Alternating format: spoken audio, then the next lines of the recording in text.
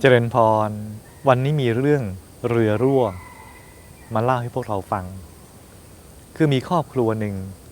ชอบไปพายเรือเล่นในทะเลสาบช่วงฤดูร้อน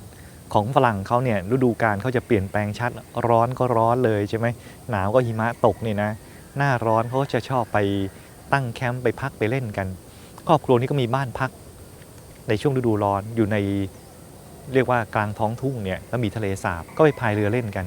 อันนี้พอจะหมดช่วงพักฤดูร้อนปั๊บเนี่ยก็ลากเรือขึ้นมาบนบกแล้วพ่อก็พบว่าเรือมีรูรั่วอยู่แต่ก็คิดว่าเดี๋ยวไว้ปีหน้าค่อยซ่อมก็แล้วกัน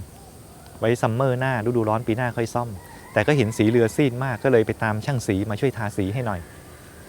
พอถึงปีหน้ามาทะเลสาบอีกระหว่างที่พ่อกำลังทำงานง่วนอยู่ที่บ้านนั่นเองทางภรรยาแล้วก็ลูกๆอีก2 คนเนี่ยก็เอาเรือลงไปพายเล่นในทะเลสาบอีกสักพักพ่อนึกได้เฮ้ยรูมันรั่วยังไม่ได้ซ่อมนี่แล้วลูก2 คนก็ว่ายน้ำไม่เป็นด้วยตกใจใหญ่รีบวิ่งไปที่ทะเลสาบปรากฏว่าเห็นภรรยากับลูกยังพายเรือเล่นสบายอกสบายใจนึกขึ้นมาปั๊บเนี่ยรู้ทันทีว่าทำไมเรือถึงไม่จมแล้วก็รีบไปตามช่างทาสีมาพร้อมกับมอบของขวัญชิ้นใหญ่ไว้ให้ขอบคุณที่ช่างทาสีช่วยเห็น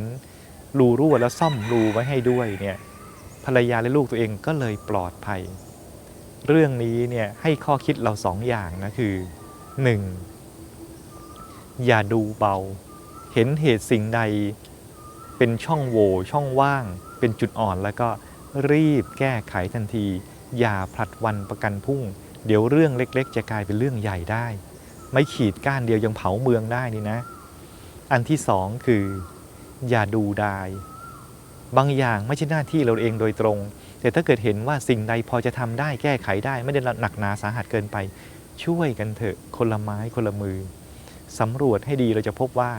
ชีวิตของเราเนี่ยรอดปลอดภัยมาถึงปัจจุบันนี้ได้เนี่ยด้วยการไม่ดูดายของคนเนี่ยอีกหลายๆคนทีเดียวถ้าสังคมอยู่ด้วยความมีน้ำใจต่อกันอย่างนี้แล้วก็จะน่าอยู่และทุกคนก็จะมีความสุขเจริญพร